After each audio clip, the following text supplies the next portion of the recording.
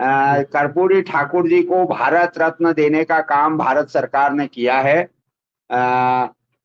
क्योंकि कर्पूरी ठाकुर एक ऐसे नेता थे जो अपनी सादगी के कारण पहचाने जाते थे, सिद्धांतों के कारण पहचाने जाते थे और प्रतिबद्ध समाजवादी नेता रहे हैं। उन्होंने ही आरक्षण जैसे मुद्दे को लेकर देशव्यापी पैमाने पर पिछड़ों को अधिकार दिलाने का काम किया। कर्पूरी ठाकुर देश में समरसता के एक आवाहक थे। मुख्यमंत्री रहते हुए भी उनकी सादगी की चर्चा होती थी। जब ऐसे कई वाकये उनके साथ में हुए और जब लोग उन मुख्यमंत्री के रूप में उनसे सहयोग मांगने गए तो उन्होंने किसी भी बेजा काम करने से इनकार कर दिया। कर्पूरी ठाकुर जी की सादगी के चर्चे पूरे देश भर के समाजवादी नेताओं, समाजवादी कार्यकर्ताओं के लिए एक आदर्श थे। लेकिन भारत रत्न क्यों दिया गया, क्यों कर्पूरी ठाकुर याद आए भारत सरकार को, यह भी एक सवालिया निशान लग रहा है इस पर। इसलिए लग रहा है कि 2024 का चुनाव सामने है और कर्पूरी ठाकुर बिहार के जन जन में बसे हुए हैं। बिहार में एकमात्र नेता कर्पूरी ठाकुर ऐसे थे जो आम आदमी की बात करते थे, आम गरीब गुरबों की बात करते थे, पिछड़ों की बात करते थे, दलितों की बात करते थे और उनके लिए काम करते थे।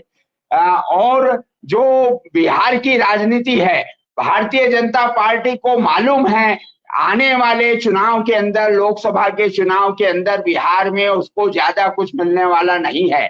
इसलिए कर्पूरी ठाकुर का पासा फेंका गया है।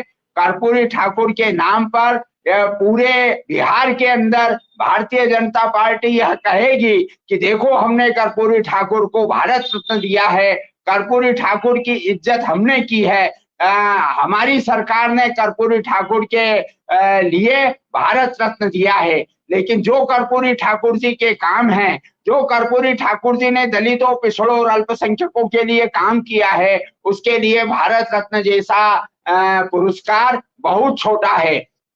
आज तक डॉक्टर राम मनोहर लोहिया को भारत रत्न नहीं दिया जा सका है। अगर सरकार में सही मायने में सरकार उनके कामों की इज्जत करना चाहती थी तो पहले डॉक्टर राम मनोहर लोहिया को भारत रत्न दिया जाना था। हालांकि इस पर भी लेकर समाजवादी नेताओं में अलग अलग तरह की चर्चा है कि भारत रत्न जैसा पुरस्कार डॉक्टर लोहिया के लिए बहुत छोटा है। जो विश्व सरकार का सपना देखने वाले डॉक्टर लोहिया थे उनके लिए भारत रत्न का कोई मायने नहीं है। उसी तरह से कर्पूरी ठाकुर जी के लिए भी भारत रत्न का कोई मायना नहीं है, क्योंकि मंडल आयोग बाद में आया। लेकिन मंडल आयोग के पहले ही जब पहली बार कर्पूरी जी मुख्यमंत्री बने बिहार के तो उन्होंने पिछड़ों को अधिकार देने का काम किया। वहीं से पिछड़ों की राजनीति पनपी देश में और पिछड़ों का एक अलग वर्ग हुआ। और आज भी यही खतरा सता रहा है भारतीय जनता पार्टी को कि पिछड़ों का वोट चूंकि जनता दल में और राष्ट्रीय जनता दल में बटा हुआ है, इसलिए उसको कब्जाने के लिए यह भारत रत्न की कोशिश हुई है। मेरा ऐसा मानना है।